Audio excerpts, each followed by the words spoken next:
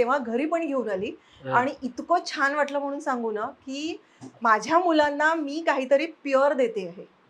ती फिलिंग तेव्हा तुम्ही एक होती. किती साबण त्यावेळेला वर्कशॉपच्या निमित्तानं तयार केले होते? मला असं वाटतं 7 ते 8 प्रकारचे साबण मी तयार केले तेव्हा. फॅन्टास्टिक. हो.